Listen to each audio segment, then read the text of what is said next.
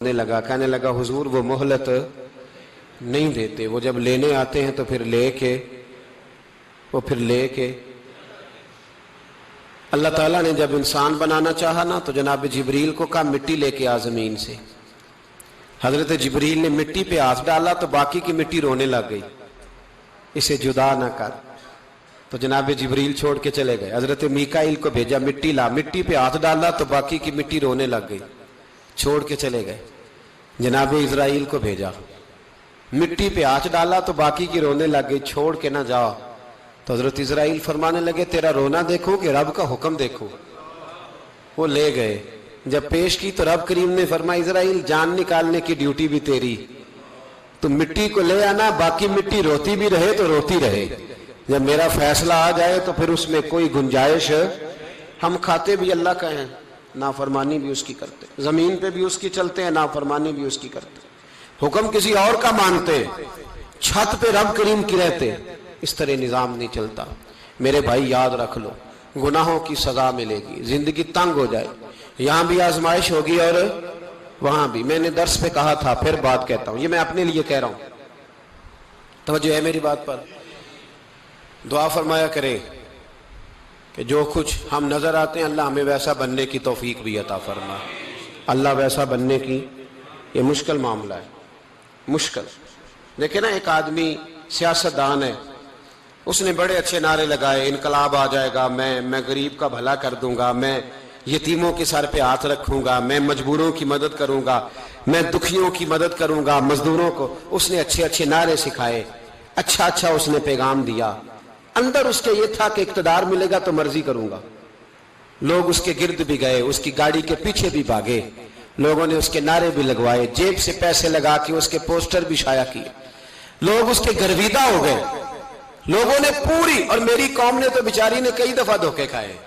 जिसने नारा लगाया गरीब उसी के पीछे मसीहा बन के चल पड़ा। आज धोखा दे लिया, लोगों को पीछे लगा लिया। ये बताओ अगर राज खुल जाए, अगर राज खुल जाए कि ये धोखा दे रहा है, ये फरेब कर रहा है, तो लोग उसका क्या हाल करेंगे। ये राज कयामत में खुल जाएगा, कयामत में ये राज, हाँ ये खुल जाएगा, खुल जाएगा। ये धोखेबाज था। इज़ा ज़ुलज़िलतिल अर्दु ज़िलज़ालहा, जब जलजला आएगा जैसे उसका आना ठहरा, व अखरजतिल अर्दु अस्कालहा, जमीन अपने बोझ बाहर निकाल देगी। इससे मुराद क्या है कि जमीन पे जो जुर्म हुए जमीन बता देगी, बाहर निकल आए। वक़ाल अल इंसानु मा लहा, इंसान कहेगा इसे क्या हुआ, ये तो सब कुछ बता रही, बोझ बाहर निकाल देगी। एक आदमी पीरे तरीकत बन के बैठ गया, जुब्बा कुब्बा पहन के, बड़ी पगड़ी बांध के बैठ गया, अच्छी अच्छी नेक बातें बताने लगा। लोग उसकी दस्तबोसी करने लगे, हाथ चूमने लगे, पीछे लग गए, खिदमत करने लगे, जेब से नजराना देने लगे। उसके नाम पर लोग अपनी जेब से लंगर पकाने लगे, खानका की खिदमत होने लगी।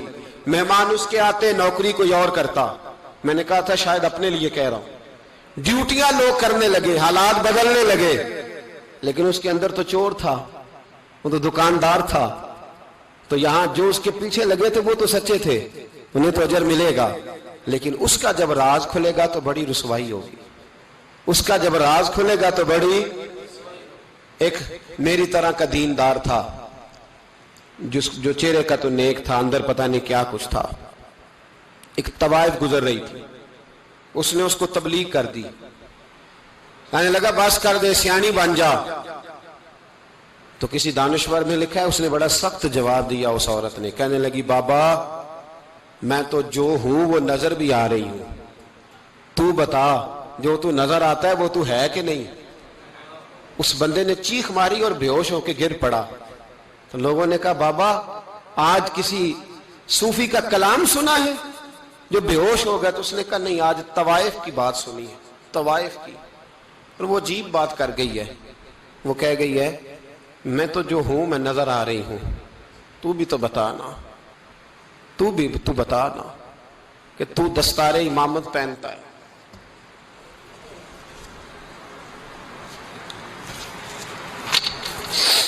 तू बता, तू जो कहलाता है तू वो है कि नहीं।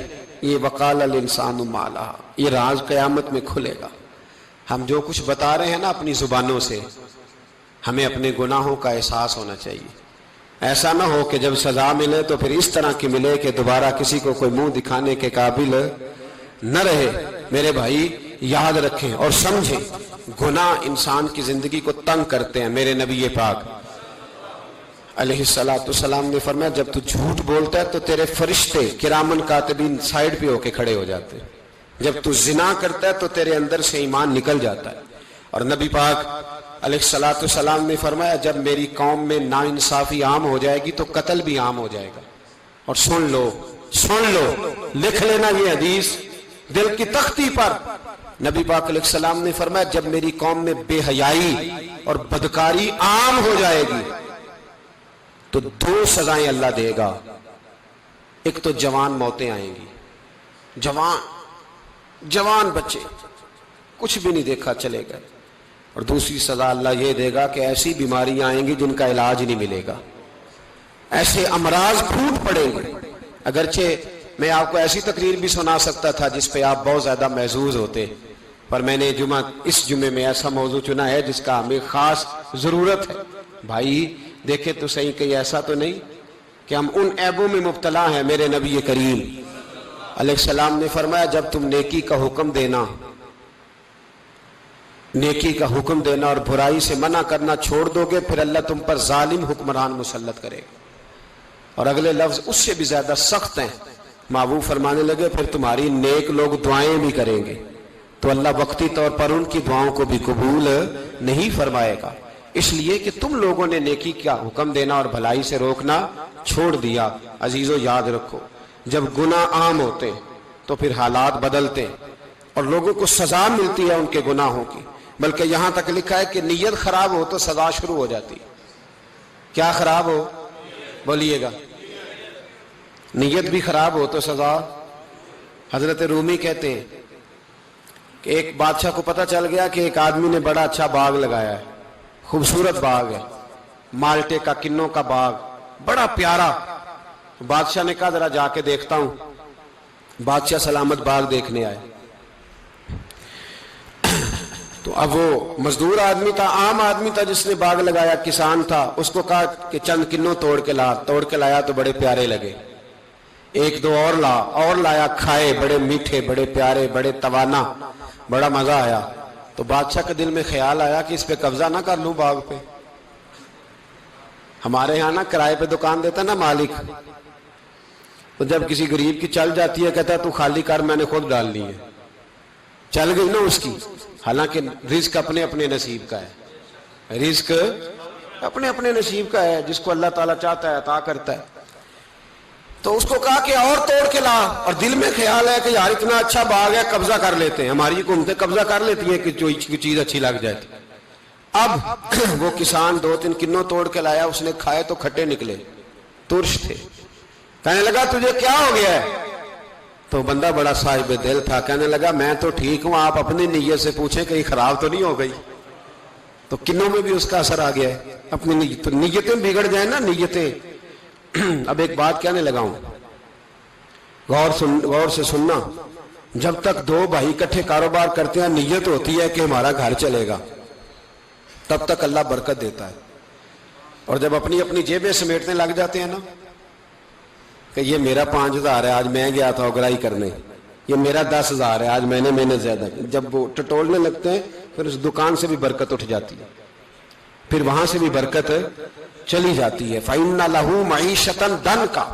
فرمایا جب تو میں منہ پھیر لیتا ہے پھر تیری زندگی اللہ تنگ کر دیتا، پھر وہاں سے بھی برکت، خوبصورتی، اثر اٹھ جاتا ہے. ایک سنار نے گلی میں ایک یتیم چھوٹے سے بچے کو گھومتے دیکھا تو سنار بے اولاد تھا، بچے کو اٹھا کے گھر لے آیا. 18 سال اس بچے کی پرورش کی، اس کو پالا پوسا، جوان کیا. سنار کے پاس وہ دکان پہ چلا جاتا، وہ کئی دفعہ دکان پہ رہتا، کئی دفعہ گھر میں رہتا. ایک دفعہ وہ دکان پہ تھا، بچہ گھر تھا، 18 سال کا جوان. اس کی بیوی اکیلی تھی. وہ جس نے ماں بن کے پالا تھا اس نے اسی پہ حملہ کر دیا، اس کا بازو بری نیت سے تھاما. بیوی چیخی. تھوڑی دیر گزری تو وہ نوجوان پیروں میں بیٹھ گیا، کہنے لگا اماں پتہ نہیں مجھے کیا ہوا. شام کو سنار آیا، بیوی چیخنے لگی، چلانے لگی، کہنے لگی آج عجیب بات ہوئی.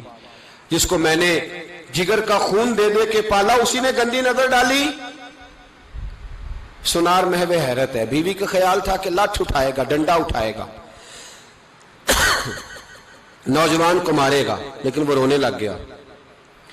اس نے کہا آج اس نے میرا بازو تھاما ہے, جانے کیا کیا ہے. پریشان ہونے لگ گیا, سجدے میں گر گیا. کہا تو بتاتا کیوں نہیں؟ تو وہ سنار کہنے لگا اس کی غلطی نہیں, 18 سال کے بعد آج مجھ پر بھی